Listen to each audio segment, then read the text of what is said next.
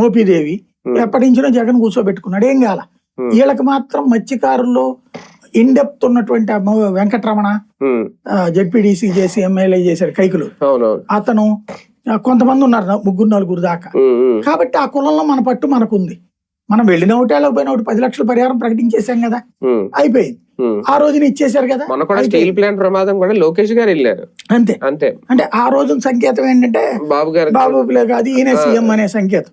అందుకనే పవన్ కళ్యాణ్ విడిగా వెళ్ళాడు వాళ్ళతో కలవకుండా. మామూలుగా బాబు అయితే కనుక ఇద్దరు కలిసి వెళ్ళేవాడు. అంటే మామూలుగా వైజాగ్ అనేటప్పటికి ఇంతకు ముందు హుదూద్ తుఫాన్ ఈయన వెళ్ళి అక్కడ 3 రోజులు కూర్చొని చేసి వచ్చారు కదా. అది కదా బాబు గారు కాదు చిన్నబాబు గారు సీఎం అనేది, అది అఫీషియల్ గా జరగలేదు కదా. అది ఇక్కడ వచ్చేటప్పటికి అది జరిగింది. ఇప్పుడు భీమవరం దాంట్లో వచ్చేటప్పటికి ఇవాళ అచ్చెన్నాయుడు గారి ఇందాక విమర్శలు చూసా, చాలా ఘాటుగా అసలు ఆక్వా రైతుల్ని కాపాడిందే మేము, బాగు చేసిందే మేము, ఇవన్నీ అంతా బానే ఉంది. ఇప్పుడు అక్కడ 16,000 14,000 పెంచారు ధర. అది యాజ్ పర్ నామ్స్ అయితే గనక ప్రభుత్వంతో ఒప్పందం చేసుకున్నాక పెరగాలి. ప్రభుత్వము త్రైపాక్షిక ఒప్పందం జరగల.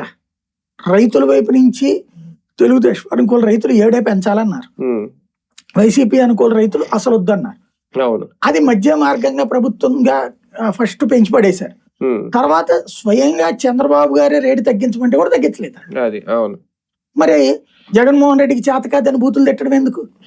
నువ్వు ప్రభుత్వంలో ముఖ్యమంత్రి చెప్తే ఆడెనలా, ఇంకా అది ప్రభుత్వం అవుతుందా? ముఖ్యమంత్రి చెబితే వెనలా ఇంకో 2 రూపాయలు వేయించారు దాంట్లో.